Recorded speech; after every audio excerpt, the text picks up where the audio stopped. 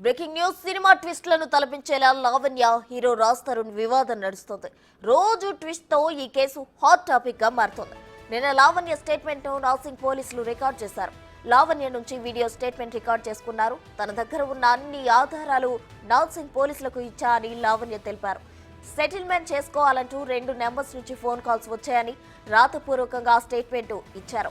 అవసరమైతే మళ్లీ సోమవారం స్టేషన్ కు పిలుస్తామని పోలీసులు తనకు చెప్పారని లావణ్య అన్నారు. ఇక రాజ్ తరుణ్ కు నోటీసులు ఇచ్చి ఆ తర్వాత పోలీసులు విచారణకు పిలువనున్నారు.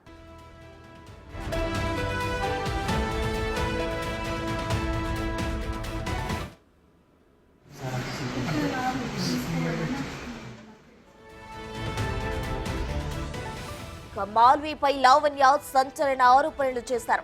ఇలాంటి కేసులు మాల్వీకి కొత్త కాదని ఆరోపించారు. గతంలో కూడా ఓ అబ్బాయికి తప్పుడు కేసులు పెట్టి జైలుకు పంపించారని మండిపడ్డారు.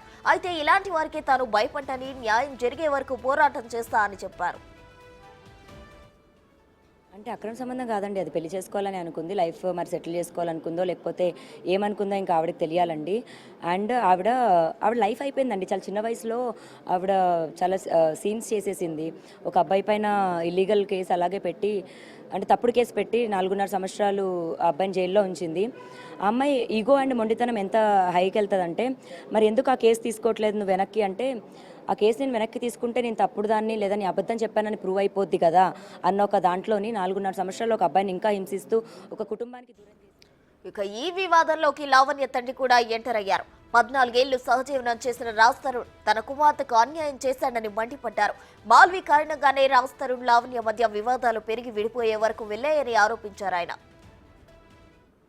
ఏ లెక్క ప్రకారం వద్దంటాడండి? 14 సంవత్సరాలు సహజీవనం చేసి అంతా చేసి ప్రతి ఒక్కరికి తెలిసిపోయి ఇప్పుడు నాకు వద్దంటే ఒక ఆవుని, ఒక ఎద్దుని ఇన్ని రోజులు వాడుకొని బయట కట్టుకోళ్ళకి అమ్మినట్టు ఏ లెక్క ప్రకారం తను నాకు వద్దని అంటాడండి? తన భార్యని ఇన్ని 14 సంవత్సరాలు సహజీవనం చేసి ఇది ఎంతబడికి సమంజసం అండి? సహజీవనం అంటే 14 సంవత్సరాలు కలిసి ఉన్నారండి, మేలు భార్యాభర్తలుగా కలిసి ఉన్నారు. గచ్చిబౌలిలో ఎల్లంప టెంపుల్ దగ్గర మ్యారేజ్ చేసుకున్నారండి, ఎవరికి తెలియకుండా.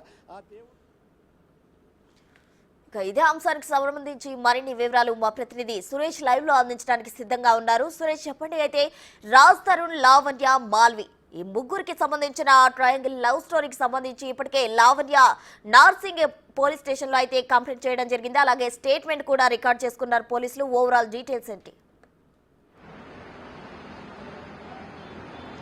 సీరియల్ ఎపిసోడ్ లాగా రోజుకొక ఎపిసోడ్ లావణ్య కేసులో బయటపడుతూ వస్తుంది. నిన్న అర్ధరాత్రి, మొన్న శుక్రవారం అర్ధరాత్రి కూడా ఆమె ఆత్మహత్య యత్న డ్రామా కూడా చేసింది. పోలీసులు ఆమెకి కౌన్సిలింగ్ ఇవ్వడం జరిగింది, ఇలా చేయకూడదు అని చెప్పేసి ఆమెకి నచ్చి చెప్పి నిన్న పోలీస్ స్టేషన్కి పిలిచి ఆమెకు స్టేట్మెంట్ కూడా రికార్డ్ చేయడం జరిగింది. అయితే ఈ కేసులో లావణ్య తాను చాలా ఆరోపణలు చేస్తుంది. మొదట దానికి సంబంధించిన సాక్ష్యాధారాలు ఏవి కూడా లేకుండా మేము కలిసింది నిజమే కానీ తప్పుడు ఆరోపణలు చేస్తూ నాపై కేసు పెట్టి నన్ను బ్లాక్మెయిల్ చేస్తుందని చెప్పేసి కూడా అటు రాజ్ తరుణ్ చెప్పుకుంటూ వచ్చాడు.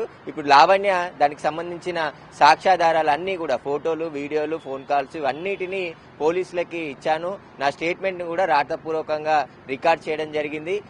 రాజ్ తరుణ్ కి విచారణకు పిలిస్తే ఆయన ఫోన్ స్విచ్ ఆఫ్ ఉందని చెప్పేసి పోలీసులు చెప్పడం జరిగిందని చెప్పేసి కూడా నిన్న లావణ్య మీడియాతో మాట్లాడుతూ చెప్పడం జరిగింది. తనకు న్యాయం జరిగే వరకు ఈ పోరాటం ఆగదు, కంటిన్యూగా నేను పోరాటం చేస్తూనే ఉంటాను, నాకు రాజ్ తరుణ్ కావాలి, అతనితోనే నేను పెళ్లి చేసుకున్నాను, అతనితోనే ఉంటాను, మధ్యలో మాలవి వచ్చింది కాబట్టి ఆమెని తప్పించి ఆమెపై చర్యలు తీసుకోవాలని చెప్పేసి కూడా ఒకవైపు లావణ్య ఆరోపిస్తుంది. కానీ రాజ్ తరుణ్ మేము కలిసింది వాస్తవమే, కానీ మేము పెళ్లి చేసుకోమని చెప్పేసి ఆమెకు మొదటనే చెప్పాను, మేము లివింగ్ రిలేషన్ లో ఉన్నాము, ఆ రిలేషన్ తోని ఆమె వేరొకరితోని రిలేషన్ పెట్టుకోవడంతోనే నేను ఆమెకు దూరంగా ఉంటున్నానని చెప్పేసి రాజ్ తరుణ్ చెప్పుకుంటూ వచ్చాడు. కానీ మళ్ళీ రాజ్ తరుణ్ మీడియా ముందుకు రాలేదు. ఇప్పుడు పోలీసులు కేసు నమోదు చేశారు. 3 సెక్షన్ల కింద లావణ్య ఇచ్చిన ఫిర్యాదు పైన కేసు నమోదు చేసి ఇప్పుడు రాజ్ తరుణ్ ని విచారించబోతున్నారు. ఆమె ఇచ్చిన ఆధారాలన్నిటిని కూడా ఆయన ముందు ఉంచి విచారించి ఒకవేళ విచారణకు సహకరించకుంటే అరెస్ట్ చేస్తారా అనేది కూడా ఇప్పుడు ఉత్కంఠంగా మారింది.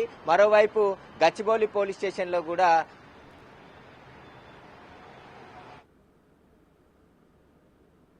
Thank you Suresh.